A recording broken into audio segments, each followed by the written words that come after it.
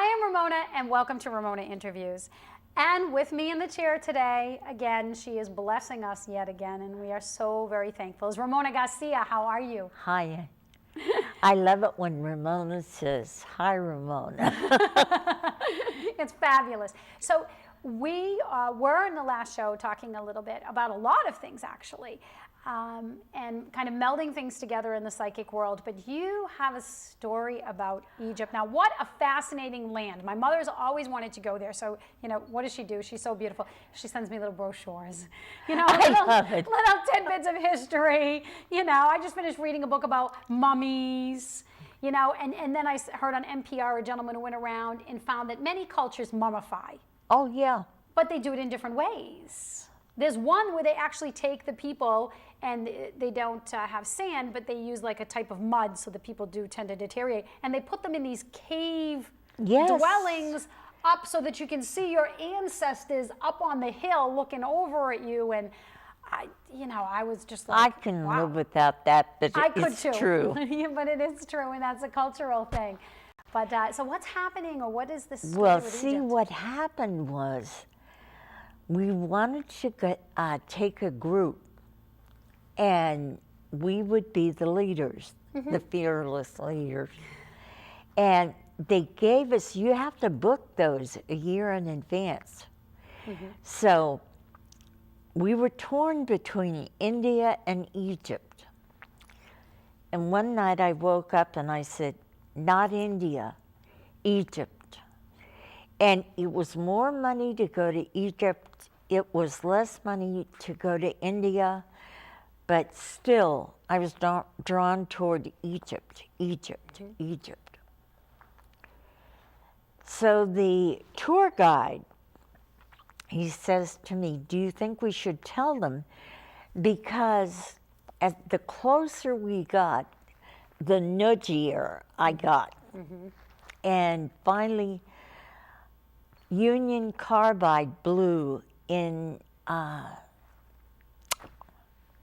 India, which meant they hated Americans because we had just blown up all these people. So instead, we were rerouted over to Egypt. And if I told you how many times he changed that itinerary, you wouldn't believe it. And I just kept saying, if you have to change it, change it. You have to change it, change it. So finally one day he said, do you think we should tell them about the changes? And I said, okay, we can talk about it now. So we only had one woman coming from California. The rest were all my people. We got on the plane, and it went to England. That's where we'd been rerouted. Yeah, it's also a hub. Yeah. And he says, as we're on the bus going downtown, you'll be able to see the changing of the guards.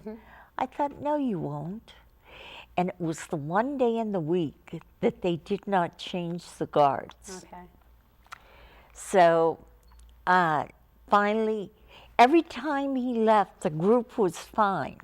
But when he would return, oy vey. So anyway, we flew into Luxor. We flew into England. Then we got on a boat going down the river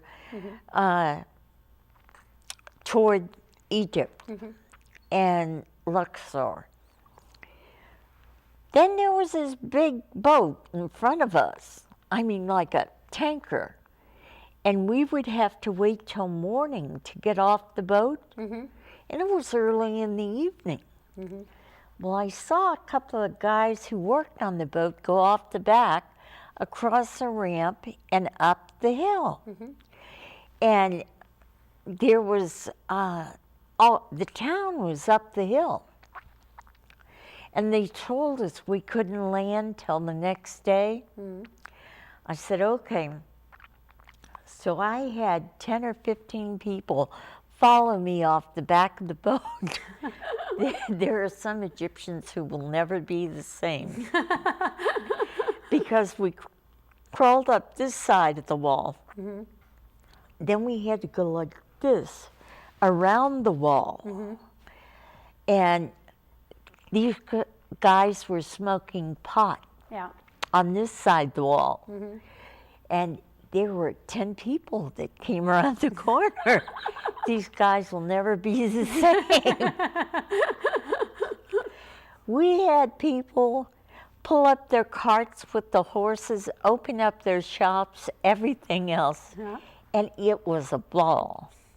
And somebody said, do you have any idea how dangerous that was?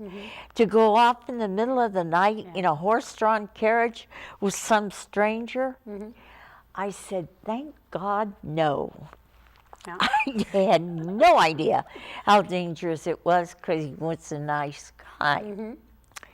So anyway, it was one magic thing after another. And you know, you talked about using tools. We stood in front of a healing wall where they had all the instruments they used for healing, and we held pendulums. I want you to know, I carried about 10 pounds of crystals over to Egypt. I'll give you some. I still have some left. And we held pendulums up, and it went like this, like an airplane propeller.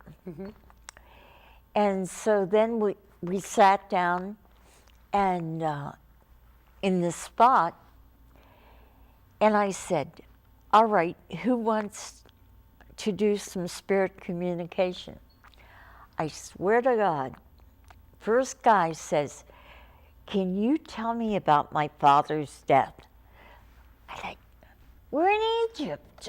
You know, what do you want to know about your father for? We'll tell you about mummies and everything else. So anyway, I let it pass, and we had a wonderful night. Come time to go home. So we get back on the boat, we get back on the plane, and as we are flying into England, the plane we were supposed to be on had pulled into Greece, and every 15 minutes they killed a passenger and dumped them out the door. Oh my. This is what happens when you just turn it over to God and say, what do I do next? What do I do next? So that's the Egyptian story. That's the Reader's Digest version. On the Egyptian story. Yeah.